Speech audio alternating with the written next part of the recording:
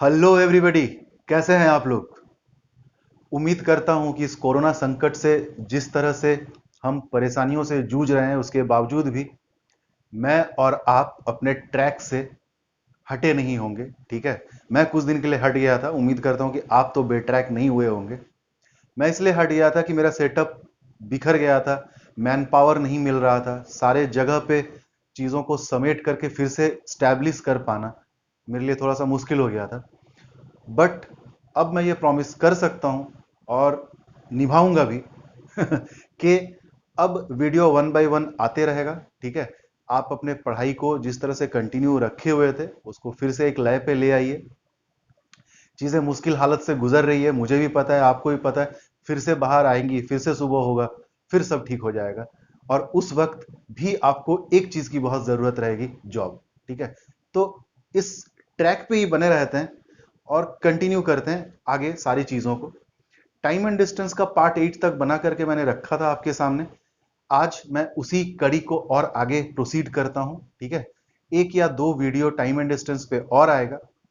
आज के वीडियो को देखने से पहले या टाइम एंड डिस्टेंस के स्टार्टिंग वीडियो सारे को देखने से पहले भी मेरा ये रिक्वेस्ट है कि आप पहले रेशियो एंड प्रोपोर्शन के सारे वीडियोस को देख लीजिए, क्योंकि मैंने आपको बार बार ये चीज बताया कि रेशियो एंड प्रोपोर्शन के बाद से जितने भी तमाम चैप्टर मैंने पढ़ाया आपको, सब रेशियो एंड प्रोपोर्शन के कॉन्सेप्ट पे ही बेस्ड है। Ages, partnership, chain rule, alligation, mixture, time and work, pipe and system, time and distance जो अभी चल रहा है, ट्रेन, बोट एंड हिस्ट्री, इतना 10 से 11 चैप्टर्स जो है भाई, वो सिर्फ और सिर्फ रेशियो एंड प्रोपोर्शन के कॉन्सेप्ट पे ही बेस्ड है। तो मैं बार बार ये गुजारिश करता हूं कि रेशियो एंड प्रोपोर्शन के सारे वीडियोस को बहुत अच्छे से देखिए, तो आपको इसके बाद जो ये 9-10 चैप्टर आपने सुना, इसके बारे में घबराने की कोई जरूरत नहीं होगा। ठीक है, जितना बेहतरीन होगा आपका रेशियो एंड प्रोपोर्शन, मान के चलो आपका बाकी तमाम टॉपिक जो मैंने अभी नाम लिया आपके सामने, टाइम एंड डिस्टेंस को ही पकड़ लो, उतना बेहतरीन वो भी होगा। ठीक है, तो आज के क्लास को शुरू करते हैं। पहला सवाल आपके स्क्रीन के ऊपर ये रहा। सवाल है, देखो, a distance of 600 kilometre is to be covered in two parts। दो पार्ट में 600 किलोमीटर की एक डिस्टेंस को कवर किया जा रहा है। In first phase 120 kilometre by train and rest by car, it take 8 our.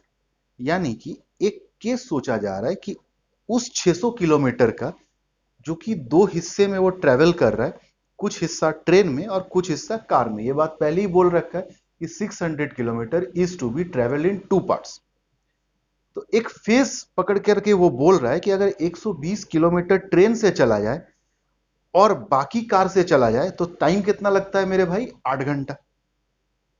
फिर सोच के एक बात आपके सामने रखा है कि if 200 kilometre are travelled by train and rest by car, पहले 120 किलोमीटर ट्रेन से, बाकी कार से 8 घंटा लग रहा था।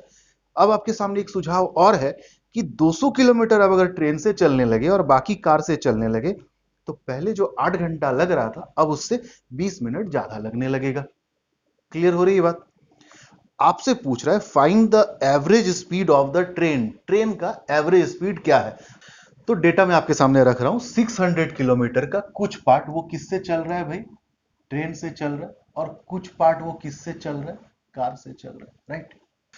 तो आपसे कह रहा है कि 120 किलोमीटर अगर ट्रेन से चलता है, तो आप बताओ, चूंकि टोटल डिस्टेंस कितना है? 600 किलोमीटर है ना, तो बाकी बचा हुआ 480 किलोमीटर जो है वो कार से चल रहा होगा। और इस तरह से चलने से जो टोटल टाइम टेकन है वो 8 आवर्स है। क्लियर हो रहा है भाई? अब सेकंड सुझाव एक दे रहा है कि अगर 200 किलोमीटर वो ट्रेन से चलने लगे, यानी कि रेस्ट बचा हुआ कितना आप बताओ? 400 किलोमीटर। तो अब जो टाइम लग रहा है, मैं वो टाइम नहीं लिख रहा हूं। क्यों? टाइम दिया भी नहीं है, वो बस ये बोला है कि पहले के मुकाबले अभी 20 मिनट ज्यादा लगता है भाई। यानी कि 8 घंटा 20 मिनट लगता होगा, ये बात दिया हुआ है। और आपसे पूछ रहा है average speed of the train क्या होगा। कार का भी पूछ सकता था। आओ देखते हैं कैसे सवाल को सॉल्व करना चाहिए। ट्रेडिशनली मैं अगर इसे सॉल्व करूं तो मैं कर सकता हूं, आप भी कर लोगे। और अगर नहीं कर पाते हो ट्रेडिशनल कन्वेंशनल मेथड से, तो बस आप एक कमेंट डाल देना जरा सा, मैं कन्वेंशनल मेथड को एक्सप्लेन करके डाल दूंगा, ठीक है। देखते हैं कि क्या तरीका होना चाहिए। आप मुझे एक चीज बताओ कि ट्रेन कोई अगर पकड़ के चले तो ट्रेन में पहले 120 किलोमीटर चलता था, अब 200 किलोमीटर चलता है, यानी कि कितना किलोमीटर ट्रेन से वो जर्नी को बढ़ा दिया, इंक्रीज कर दिया। तो आप कहोगे 80 किलोमीटर से ट्रेन का जर्नी को उसने बढ़ा दिया, एक्सटेंड कर दिया। और शायद यही 80 किलोमीटर जो ट्रेन से चलने के वजह से ये 20 मिनट का फर्क आ रहा है। बात को पकड़ पा रहे हो ना? ट्रेन से 80 किलोमीटर 80 किलोमीटर बढ़ के जर्नी कर रहा है, इसीलिए शायद उसे 20 मिनट ज्यादा लगने लग रहा है। तो आप मुझे बताओ कि क्या कभी ऐसा होगा कि इस 80 किलोमीटर बढ़ा बढ़ा करके कुछ ऐसा किया जा सके कि ट्रेन पे ही हम पूरा का पूरा 600 किलोमीटर तय कर लें? हो सकता है कि नहीं? आप बोलो। यानी कि मैं कहना चाहता हूं कि कार से कोई भी डिस्टेंस तय ना करे, पूरा का पूरा 600 किलोमीटर जो है वो सिर्फ और सिर्फ ट्रेन से तय करना हो उसे, तो क्या करना होगा आप मुझे बताओ। 80 किलोमीटर बढ़ाया, इस 80 करके उसे 120 किलोमीटर से अगर पूरा का पूरा 600 किलोमीटर ट्रेन से ही जर्नी को तय करना होगा, यानी कि 480 किलोमीटर एक्स्ट्रा चलना होगा ट्रेन से। बोलो हाँ या ना? इस पोर्शन को भूल जाओ थोड़ा देर के लिए। मैं क्या बोलना चाहता हूं कि अगर वो कार से ट्रेवल करे ही ना, पूरा का पूरा जर्नी ट्रेन से ही करे, यानी कि कितना किलोमीटर? 600 किलोमीटर। मैं लॉजिक की बात करता हूं, समझना होगा, ठीक है। तो 120 किलोमीटर से 600 किलोमीटर जंप करने के लिए, इंक्रीज करने के लिए, ट्रेन से जर्नी को 80 किलोमीटर से थोड़ी 480 किलोमीटर से इंक्रीज कर देना होगा। क्लियर हो रहा है बात? यानी कि 80 किलोमीटर कर करके कितना बार करना होगा ऐसा? तो आप बोलोगे 480 डिवाइडेड बाई 80, यानी कि इस तरह का 80 का इंक्रीमेंट अगर करे तो 6 बार इंक्रीमेंट करना पड़ेगा। बात को समझ रहे हो? क्यों मैं ऐसा कह रहा हूं? ताकि मेरा ये कैलकुलेशन आसान हो जाए कि 120 किलोमीटर से 200, फिर 200 से 280, ऐसा करते करते कितना बार उसे इस तरह का 80 का इंक्रीमेंट चाहिए? तो आप बोलोगे 6 बार। क्यों मैं इस टाइम में गया? इसलिए गया कि हो सकता है क्यों, कंफर्म है कि ये एक बार का 80 किलोमीटर एक्स्ट्रा चलने में अगर 20 मिनट ज्यादा लग रहा है, तो 6 बार इस तरह से 80 किलोमीटर ज्यादा चलेगा मेरे भाई, तो 20 मिनट इंटू 6, यानी कि 120 मिनट एक्स्ट्रा लेने लगेगा। एक्स्ट्रा को मैं प्लस लिख रहा हूं। बोलो बात आई समझ में? 80 किलोमीटर, प्रत्येक 80 किलोमीटर पे 20 मिनट एक्स्ट्रा, और एक ठो 80 किलोमीटर एक्स्ट्रा चला दे तो 20 प्लस 20 40, और एक ठो 80 किलोमीटर एक्स्ट्रा चला दे तो 40 प्लस 20। इस तरह से अगर 80 किलोमीटर हम 120 पे जोड़ते चले जाएं, तो 6 बार 80 किलोमीटर जोड़ देंगे तो 600 किलोमीटर का पूरा 600 किलोमीटर हम ट्रेन से ही चल चुके होंगे।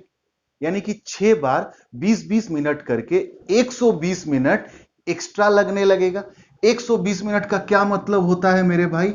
2 घंटा। यानी कि 2 घंटा ज्यादा लगने लगेगा। किससे 2 घंटा ज्यादा? तो आप बोलोगे 8 घंटा से। यानी कि अब टाइम कितना लगने लगेगा? तो आप बोलोगे 10 घंटा, जो पहले 8 घंटा लगता था। तो एक ऐसा स्टेज में हम लोग पहुंच गए हैं जहां कैलकुलेशन अब कुछ रहा ही नहीं। जरा सोच के देखो, मैंने क्या कहा? कार से तो कुछ भी नहीं चल रहा है, पूरा का पूरा ट्रेन से चल रहा है। कितना किलोमीटर? 600 किलोमीटर। टाइम कितना लगने लग रहा है? 10 घंटा। क्या आया? ट्रेन से चला हुआ डिस्टेंस 600 किलोमीटर, ट्रेन पर उस डिस्टेंस को चलने में लगा हुआ समय 10 घंटा। यानी कि स्पीड ऑफ द ट्रेन, बोलो मेरे भाई, 600 किलोमीटर बाई 10 आवर, यानी कि 60 किलोमीटर पर आवर। आई बात समझ में? मजा भी आया होगा। कुछ भी एक्स वाई जेड की जरूरत नहीं है, लॉजिक ही तो है। अब आप ये कहोगे कि सर यहां तो ट्रेन का स्पीड पूछा था तो हमने निकाल दिया। क्या किया? मैंने कार को 0 बना दिया। तो क्या ट्रेन का अगर 0 बना दे तो कार का स्पीड निकल सकता है क्या? निकल सकता है, जरूरत ही नहीं है। आप ये काम करो ना, इसको एक इक्वेशन मान लो कि 120 किलोमीटर ट्रेन से चला, 120 किलोमीटर ट्रेन से चलेगा तो कितना टाइम लगा होगा? ट्रेन का स्पीड है 60 किलोमीटर पर आवर, 120 किलोमीटर चलने में समय लगा होगा 2 घंटा। अच्छा, टोटल टाइम कितना, तो आप बोलोगे 8 घंटा। यानी कि 480 किलोमीटर जो कार से चला है, जरूर उसको चलने में 6 घंटा लगा होगा। बोलो हाँ या ना, आई बात समझ में। कार से जो 480 किलोमीटर चला था, अगर मैं इसको पहला एक इक्वेशन ही मान लूं कि 120 kilometre by train plus 480 kilometre by car is equal to total time is 8 hour. तो ट्रेन का टाइम टेकन तो मुझे पता चल गया कि ट्रेन से 2 घंटा सफर लगा होगा, और टोटल टाइम टेकन 8 घंटा है, यानी कि कार से चला होगा 6 घंटा। तो स्पीड ऑफ द कार क्या होगा मेरे भाई, बताओ। Speed of the car is 480 kilometre divided by 6 hour, यानी कि 80 kilometre per hour is speed of the car. तो अभी फिलहाल ट्रेन का पूछा था, तो आंसर इज दिस। अगर कार का पूछता तो आप बता पाते। आया मजा, बड़े इस तरह से और किसी सवाल में मजेदार तरीके के साथ। ठीक है, चलिए बढ़ते हैं आगे। तो आइए अब देखते हैं आज के क्लास का सेकेंड सवाल, जो कहता है कि a person travelled 120 kilometre bye steamer, 400 kilometre by train and 60 kilometre bye horse. मतलब एक इंसान किसी कुल डिस्टेंस को, कुल दूरी को पार्ट बाय पार्ट, 3 पार्ट में तय कर रहा है। 120 किलोमीटर जा रहा है स्टीमर से, 450 किलोमीटर जा रहा है ट्रेन से, और 60 किलोमीटर जा रहा है हॉर्स से। It took 13 our and 30 minute, 13.5 घंटा का समय लगता है कुल जर्नी में। If the rate of the train is 3 times that of the horse and 1.5 times that of the stream, find the rate of the train per hour. That means rate कहने का यहाँ क्या मतलब है भाई, स्पीड से। तो स्पीड ऑफ द ट्रेन 3 गुना है हॉर्स का एंड 1.5 गुना है स्टीमर का। तो find the rate of the train per hour. आपको ट्रेन का स्पीड पूछा है प्रति घंटा। ठीक, आइए देखते हैं कैसे। डेटा रख रहा हूं मैं आपके सामने। स्टीमर से जा रहा है 120 किलोमीटर, ट्रेन से जा रहा है 450 किलोमीटर, और हॉर्स से जो दूरी तय करता है वो है 60 किलोमीटर। और इस तरह से उसे 13 आवर एंड 30 मिनट, यानी कि 13 1/2 आवर आप कह सकते हो, यानी कि 27/2 या 13.5 आवर, कुछ भी कह लो इसमें से, जिसको यूज करके कैलकुलेशन आसान हो जाए आपका, है कि नहीं। अब स्पीड के मामले में एक बात और आपको इक्वेशन के लिए दिया है कि स्पीड ऑफ द ट्रेन, यानी कि ट्रेन का स्पीड जो है वो 3 times that of the horse है, हॉर्स के मुकाबले 3 टाइम्स है। क्लियर हो रहा है बात।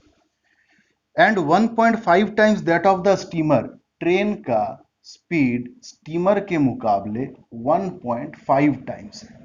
आपको पूछ रहा है rate of the train per hour, इसका स्पीड पूछ रहा है। ठीक है, तो आइए पहले अगर इस बात को सुलझा लें। इसलिए मैं बार बार कहता हूं कि रेशियो का हर चैप्टर आपको बहुत बेहतरीन तरीके से एक बार तो गो थ्रू होना ही चाहिए।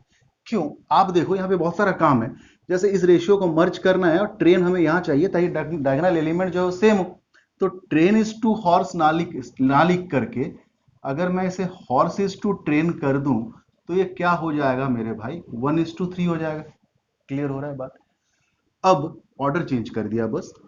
ट्रेन इज टू स्टीमर, इस रेशियो को ट्रेन इज टू स्टीमर अगर मैं कर दूं 1.5:1, अगर पॉइंट हटा तो ये जो नीचे 10 है, ये 10 यहां जाके मल्टीप्लाई हो जाना चाहिए। तो 5 तिया 15, 5 दूनी 10, यानी कि ये हो जाएगा 3:2। बोलो हाँ या ना। अब मैं अगर इसे मर्ज करूंगा तो बचेगा हॉर्स, फिर ट्रेन, और फिर स्टीमर।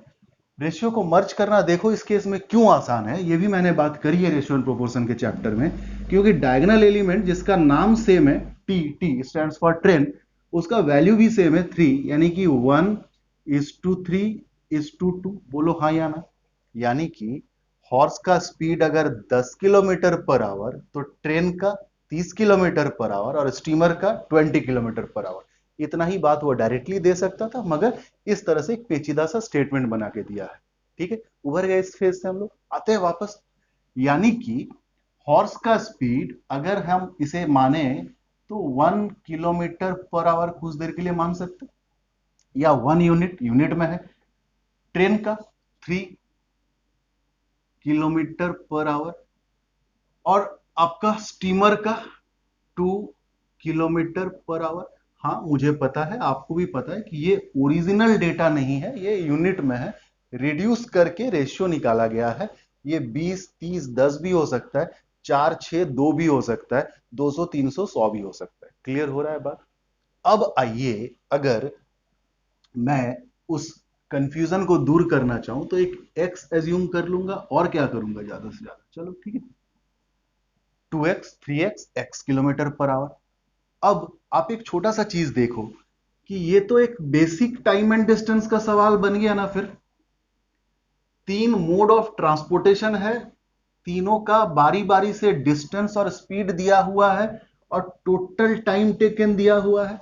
तो आइए कन्वेंशनल मेथड से भी मैं आपको बता दूं ये सवाल, यानी कि अगर टोटल टाइम टेकन निकालना है तो आप देखो 120/2x इतना आवर, बोलो हाँ या ना, प्लस 450/3x इतना आवर, प्लस 60/x। ये टोटल जो तीनों का मोड ऑफ ट्रांसपोर्टेशन का टाइम टेकन है, वो अभी फिलहाल में 27/2 ले लूं, 13.5 भी आप ले सकते हो।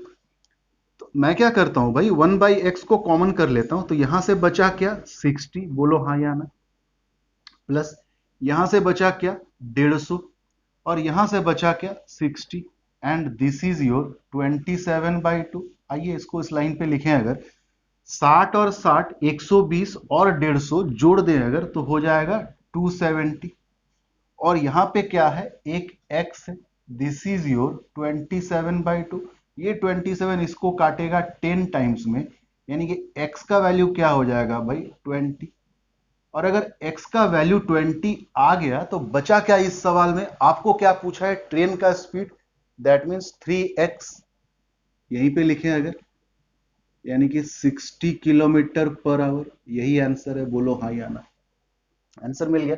सवाल को और आगे बढ़ाते हैं, अगर आपको हॉर्स का स्पीड पूछा होता तो आप क्या कहते, x यानी कि 20 किलोमीटर पर आवर।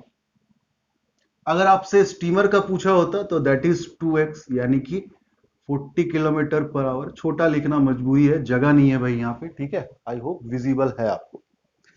तो इस तरह से हमने कन्वेंशनल मेथड से x का वैल्यू पता कर लिया और ये सारा चीज आ गया। अब मैं एक सेटअप आपको सिखा रहा हूं, क्योंकि इस तरह के सवाल काफी बार देखा गया है, एसएससी में, एमटीएस में खासकर आता ही आता है। तो आइए उस सेटअप को समझे, ताकि हमें इतना जो जद्दोजहद है खासकर यहां से यहां तक ये करना ना पड़े, ठीक है। आइए देखते हैं कैसे। अब मैं स्टार्ट करने वाला हूं, चैन से सीखो, गौर से सीखो। स्पीड किसका निकालना है, ट्रेन का। तो एक बात देखो, मैं क्या लिख रहा हूं कि स्पीड ऑफ द ट्रेन, मैं इस तरह से सबका निकाल सकता हूं। तो दैट इज समथिंग, क्या समथिंग भाई, तो आप ये करो कि 120 इंटू, जब आप इसको लिख रहे हो तो ये वाला पॉइंट छोड़ देना, बचा क्या, 3 इंटू 1, प्लस फिर आपका बचा क्या, 450 इंटू, जब आप इसको लिख रहे हो तो आप इसको छोड़ दोगे तो बचा क्या, 2 इंटू 1, प्लस फिर आप देखो और कौन सा डिस्टेंस है आपके सामने, 60, इंटू, जब आप इसको लिख रहे हो तो इसको छोड़ देना, तो बचा क्या, 2 इंटू 3। आसान है ना, बहुत मुश्किल नहीं है। मैं फिर से रिपीट कर रहा हूं, स्पीड किसका किसी का भी निकालने दे, न्यूमरेटर में जो हिस्सा आएगा वो क्या आएगा, 120 आप लिखोगे, उसके साथ और दो प्रोडक्ट होगा, 450 के साथ भी दो और प्रोडक्ट होगा, 60 के साथ भी और दो प्रोडक्ट होगा, 120 के साथ दो प्रोडक्ट, 450 के साथ दो प्रोडक्ट, और 60 के साथ दो प्रोडक्ट। किसका किसका, जब आप 120 को लिख रहे होगे तो इसका वाला जो ये स्पीड है इसको आप छोड़ देना, लिखना 3 इंटू 1। जब आप 450 को लिख रहे होगे तो इसको छोड़ देना, लिखना 2 इंटू 1, है ना। जब आप 60 को लिख रहे होगे तो इसको छोड़ देना, लिखना 2 इंटू 3। क्लियर हो गया बात। डिनोमिनेटर में चेंज आएगा, डिनोमिनेटर में क्या लिखना है, टोटल टाइम टेकन क्या है भाई, तो यहां पे मैं लिखता हूं 13.5 इंटू, अब चेंज क्या आएगा, चूंकि आपको ट्रेन का निकालने दिया है तो आप इस 3 को यूज मत करना, बचा आपका कितना, 2 इंटू 1। आई बात समझ में। लाइक वाइज अगर मैं स्पीड ऑफ ट्रेन निकाल लिया ना, अब मैं स्टीमर निकालना चाहता हूं, तो मैंने क्या कहा, न्यूमरेटर पोर्शन तो वही होगा, यानी कि 120 इंटू 3 इंटू 1 प्लस फटाफट लिखते हैं 450 into 2 into 1 plus 60 into 2 into 3। यहाँ तो कोई जद्दोजहद नहीं है। नीचे होगा चेंजेस, क्या चेंजेस होगा आप बोलो? 13.5 जो टोटल टाइम टेकन है वो तो होगा ही। बस आप ध्यान दो कि आपको स्टीमर का निकालना है तो दो छोड़ दो तो बचता क्या है भाई? 3 इंटू 1। क्लियर हो रहा है बात? अब आपको अगर स्पीड ऑफ हॉर्स निकालना है ठीक उसी तरह से, तो न्यूमरेटर पोर्शन तो सेम होगा सबके लिए, मैंने आपको बोला था। नीचे चेंज आएगा total time taken that is 13.5, और आपको निकालना है अब की बार हॉर्स का, तो आप इस 1 को छोड़ दो तो बचा क्या भाई? 2 इंटू 3। ठीक है, सवाल कुछ देर के लिए हटा रहा हूं मैं, जगह चाहिए तो आप देखो अब क्या होगा। ये आपका हो गया कितना? 120 इंटू 3 इंटू 1 360। ठीक है, ये भी आपका शायद 360 देगा, 3 दूनी 6 6 36 360। ये कितना देगा आपका? 900।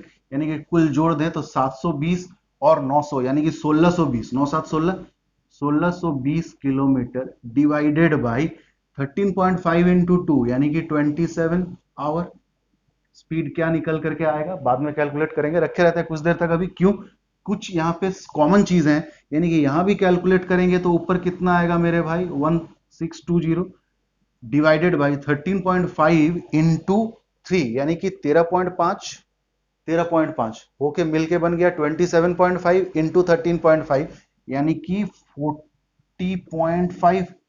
अब आओ इसका कितना होगा? 1620 बाई, नीचे क्या होगा? 13.5 इंटू 2 इंटू 3, 3 दूनी 6, तो 13.5 इंटू 6, 6 5 30, 0 पॉइंट की वजह से हट गया, 13 6 78 और 3 यानी कि 81। क्लियर हो रहा है बात? आओ कैलकुलेट करते हैं। 27 6 162 यानी कि 60 किलोमीटर पर आवर। बोलो आया या ना ट्रेन का स्पीड? ठीक है, 40.5 का पॉइंट अगर हम हटा दें यहां पे तो आप बोलो 5 8 5 1 81 से कटा ये, और ये 2 से 5 दूनी 10, 81 इसको काटेगा 2 में यानी कि 0, तो बचा कितना? 40 किलोमीटर पर आवर। बोलो स्टीमर का आया था कि नहीं? क्लियर है बात? बढ़े आगे। अब देखो 81 इसको काटेगा 2 टाइम्स में यानी कि 0, यानी कि आया कितना? 20 किलोमीटर पर आवर। तो आई होप आपने बात बहुत अच्छे से समझा होगा कि अगर इस तरह का कोई सवाल आता है तो आपको ये सेटअप लिखना आसान भी है, और इसके प्रीवियस एक्सप्लेनेटरी मेथड से अच्छा तरीका है बनाना। ठीक है, बढ़े आगे, एक आध और सवाल करते हैं इस तरह का, फिर आज के क्लास को खत्म करेंगे। आज के क्लास का आखिरी और सबसे मजेदार सवाल, सबसे यूनिक। देखो सवाल क्या कह रहा है। A man travels 360 kilometre in 4 hour partly by air and partly by train. एक इंसान 360 किलोमीटर 4 घंटे में तय करता है, कुछ हिस्सा हवा में, हवाई जहाज से, ओबियस है, तैर के नहीं जा रहा होगा, और पार्टली बाई ट्रेन। ठीक है, अभी ट्रेन के साथ बहुत सारा दुख जुड़ा हुआ है भाई। जब भी ये ट्रेन वर्ड आता है ना तो कहीं ना कहीं दिल में हल्का सा दरार आ जाता है, हल्का सा दुख हो जाता है, और वो पता नहीं क्यों। ट्रेन के वजह से, या हमने जिन्हें ट्रेन चलाने के काबिल बनाया उस पद पे बैठाया उनके वजह से। खैर कोई नहीं, सब अपने अपने तरीके से जवाब तो जरूर देंगे।